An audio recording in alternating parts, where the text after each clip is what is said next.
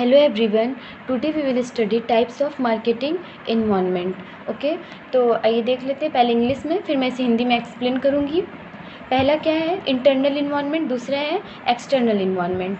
ये देखिए marketing environment में टाइप्स का एक डायग्राम है, ठीक है। इसे अगर आप एग्ज़ाम में बनाएंगे तो बहुत सही रहेगा। तो ये हमारा इंटरनल, इधर हो गया एक्सटर्नल, ठीक है। एक्सटर्नल में हमारे दो आते हैं, micro environment and macro environment. तो आइए पहले देख लेते हैं इंटरनल इन्वायरमेंट क्या होता है। हाँ, तो इंटरनल इन्वायरमेंट इंग्लिश में क्या सुन लीजिए, the internal environment consist of all the factors and forces inside the organisation, ठीक है। तो हिंदी में क्या है, इंटरनल इन्वायरमेंट क्या होता है, इसको समझ लीजिए। इंटरनल इन्वायरमेंट मीन्स जिस ऑर्गेनाइजेशन में काम चल रहा है, ठीक है, वहाँ पे जो एम्प्लॉय काम कर रहे हैं उनको हम फोर्स कर सकते हैं। ओके, आप क्यों नहीं आए, आप काम को फास्ट करिए, आप डिस्ट्रीब्यूशन फास्ट करिए तो कस्टमर तेज़ी से आएंगे। ये सारी चीज़ें, मतलब ऑर्गेनाइजेशन जो पूरा संस्थान बना है, ठीक है, किसी एक चीज़ के लिए, चाहे वो कपड़े का हो या किसी चीज़ का हो, अंदर ही अंदर एम्प्लॉयर्स को हम फोर्स कर रहे हैं कि ऐसे काम करो, वैसे काम करो। तो जो ऑर्गेनाइजेशन पूरा चल रहा है, ठीक है, जो ओनर है, जो मालिक है, कंट्रोल कर रहा है कि नहीं सबको, तो उसके ऑर्गेनाइजेशन में जितने लोग काम कर रहे हैं, क्या कर रहे हैं, कंट्रोल कर रहा है। इंटरनल इन्वायरमेंट कंट्रोलेबल होता है, मीन्स इस पर नियंत्रण किया जा सकता है, ठीक है। तो आइए हम लोग एक्सटर्नल इन्वायरमेंट समझ लेते हैं। हाँ, तो एक्सटर्नल इन्वायरमेंट क्या होता है, the external environment are the factors and forces which are external to the organisation and marketer has little or no control. ये क्या होता है, हिंदी में एक्सप्लेन कर देती हूँ। एक्सटर्नल इन्वायरमेंट में क्या होता है, मालिक का कोई कंट्रोल नहीं होता, ठीक है। क्यों, क्योंकि नेचुरल फिनोमिना हो गया, मतलब नेचर द्वारा कोई दिक्कत हो गई तो उसका कोई कंट्रोल नहीं होता। मीन्स ऑर्गेनाइजेशन के अंदर जो एम्प्लॉयर्स हैं, ठीक है, उस पर ओनर का कोई कंट्रोल नहीं होता। एक्सटर्नल इन्वायरमेंट अनकंट्रोलेबल होता है, मतलब नो कंट्रोल। क्यों, क्योंकि वो सब चीज़ों को कोई और देख रहा है, इसमें ऑर्गेनाइजेशन का कोई काम नहीं है, ठीक है। तो ये था हमारा एक्सटर्नल इन्वायरमेंट, अभी फिनिश हो गया। एक्सटर्नल इन्वायरमेंट में हमारे दो क्या आते हैं, माइक्रो और मैक्रो। तो आइए पहले समझ लेते हैं माइक्रो इन्वायरमेंट क्या होता है। तो आइए देख लीजिए micro environment, the forces and factor close to the company that affect its ability to serve its customers. Hindi में इसको समझ लीजिए, माइक्रो इन्वायरमेंट क्या होता है, वो कंपनी को डायरेक्टली अफेक्ट करता है, ठीक है। माइक्रो इन्वायरमेंट जो है वो छोटे लेवल पे होता है, छोटे स्तर पर होता है, ठीक है। इसमें कौन से फैक्टर इन्वॉल्व किए गए हैं, suppliers, competitors, marketing, intermediaries, customer. Okay, ये सब कंपनी से जुड़े हैं जिन पे हम ईज़िली कंट्रोल कर सकते हैं। तो आइए माइक्रो इन्वायरमेंट में पहला हमारा क्या है, सप्लायर्स, ठीक है। इसे सुन लीजिए क्या होता है, suppliers firms that provide the resources needed by the organisation and its competitors to produce goods and services. Suppliers क्या होता है, सप्लायर्स जो है, ठीक है, रिसोर्सेज प्रोवाइड करता है, किसको, ऑर्गेनाइजेशन को। सप्लायर्स जो है रिसोर्सेज प्रोवाइड करता है ऑर्गेनाइजेशन को उसके आवश्यकता के हिसाब से, ठीक है, उसके नीड्स के अकॉर्डिंग। और सप्लायर्स ही कंपटीटर्स को गुड्स और सर्विस प्रोवाइड करता है, ठीक है। मतलब सप्लायर्स वो होते हैं जिनको हम कांटेक्ट करते हैं, किस लिए, रॉ मटेरियल्स को पाने के लिए। तो ये था सप्लायर्स। आइए दूसरा देख लेते क्या है, competitors. The marketing concept states that to be successful, an organization must provide greater customer value and satisfaction than competitors. ये हिंदी में क्या है, इसको समझ लीजिए। कंपटीटर्स होता क्या है, अगर हम, ठीक है, अगर हम कस्टमर को ज़्यादा सेटिस्फाइड करते हैं उससे जो हमारे साथ compete कर रहे हैं, ठीक है, तो उससे भी मार्केट अफेक्ट होता है। ये कंपटीशन ऑर्गेनाइजेशन के बीच में होता है। तो ये था कंपटीटर्स। अब थर्ड क्या है, market intermediaries firms that help the company to promote, sell and distribute its goods to customers. Market intermediaries क्या होता है, समझ लीजिए इसको।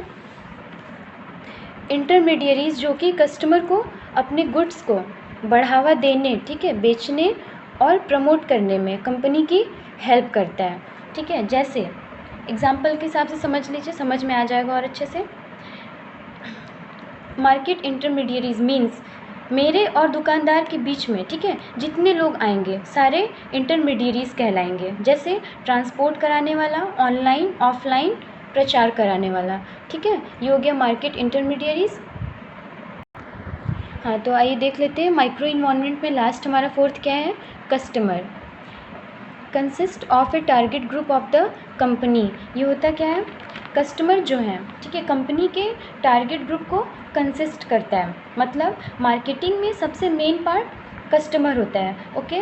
और कस्टमर की नीड्स एंड वांट्स को ध्यान में रखते हुए मार्केट में प्रोडक्ट को बनाते हैं। तो ये था माइक्रो इन्वायरमेंट में जो 4 पॉइंट्स थे, मैंने सारे एक्सप्लेन कर दिए। अब आइए देख लेते हैं मैक्रो इन्वायरमेंट क्या होता है।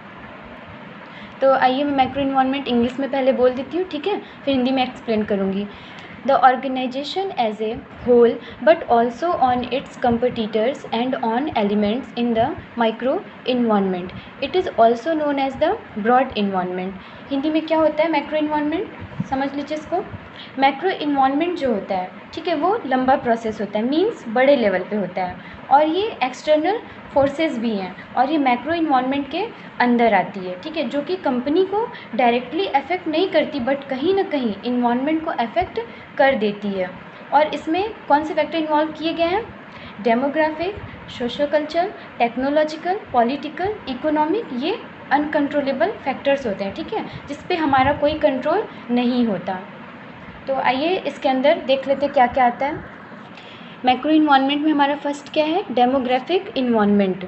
Demography environment is the study of human population in terms of size, density, location, age, gender, occupation. होता क्या है हिंदी में, इसको समझ लीजिए। डेमोग्राफी इन्वायरमेंट में हम लोग पॉपुलेशन को स्टडी करते हैं, ठीक है। डेमोग्राफिक में क्या क्या इंक्लूड है, age, size, gender, location, occupation, ये सारी चीज़ें डेमोग्राफिक में आती हैं। ये अनकंट्रोलेबल है, ठीक है, इन सब पर किसी का कोई भी कंट्रोल नहीं है, इसीलिए इसको मैक्रो इन्वायरमेंट में रखा गया है, ठीक है। सेकेंड क्या है हमारा, सोशल एंड कल्चरल।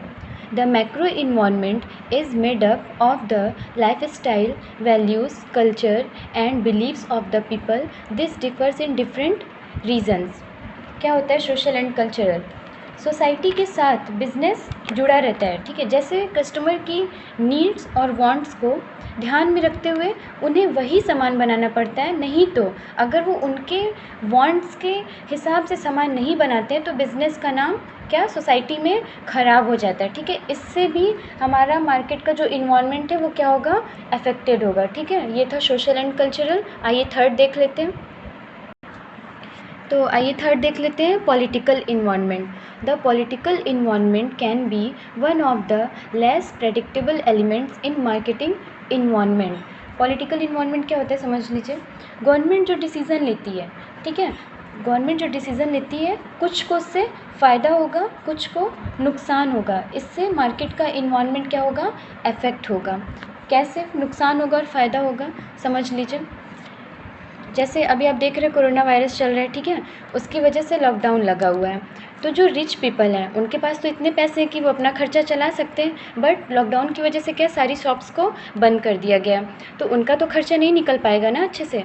तो यही यहाँ पे बताया गया है कि कुछ को फ़ायदा होगा, कुछ को नुकसान होगा, गवर्नमेंट जो डिसीज़न ली है, ठीक है। तो ये था पॉलिटिकल इन्वायरमेंट। आइए अब हम फोर्थ देख लेते हैं, टेक्नोलॉजिकल इन्वायरमेंट क्या है। The technological environment is perhaps the most dramatic forces that create new technologies, creating new product and market opportunities. तो आइए मैं इसे हिंदी में एक्सप्लेन कर देती हूँ टेक्नोलॉजिकल इन्वायरमेंट को। टेक्नोलॉजिकल, जैसे जैसे टेक्नोलॉजी बढ़ती जा रही है, ओके, उसके कारण मार्केट का इन्वायरमेंट अफेक्ट होता जा रहा है। फॉर एग्ज़ाम्पल के तौर पे समझ लीजिए, पहले के लोगों का पेमेंट या बिल, ठीक है, कहाँ होता था, कागज़ों पर होता था, बट अब टेक्नोलॉजी चेंज होने का, ठीक है, टेक्नोलॉजी आने के चलते जैसे अब कंप्यूटर मशीन सिर्फ एक क्लिक पे 1 सेकंड के अंदर पेमेंट कर देती है, ठीक। तो टेक्नोलॉजी में चेंजेस हुई कि नहीं हुई, तो यही था हमारा टेक्नोलॉजिकल इन्वायरमेंट। हाँ, तो आइए देख लेते हैं लास्ट मैक्रो इन्वायरमेंट में फिफ्थ हमारा क्या है, economic. Purchasing power and spending pattern, these factors include the GDP, GNP, inflation, income distribution. Hindi में क्या होता है इसको समझ लीजिए। जीडीपी जो कि ये बताता है भारत की इकोनॉमी प्रॉफिट में है या लॉस में, ठीक। तो उससे सबसे पहले क्या जीडीपी हमारी अफेक्ट होगी, तब इकोनॉमी अफेक्ट होगी और तब पूरा मार्केट का जो इन्वायरमेंट है वो भी अफेक्ट होगा। ये था इकोनॉमिक इन्वायरमेंट। तो आज का ये पूरा टॉपिक फिनिश हुआ। आई होप आपको समझ में आ गया होगा। ठीक है, थैंक यू, बाय।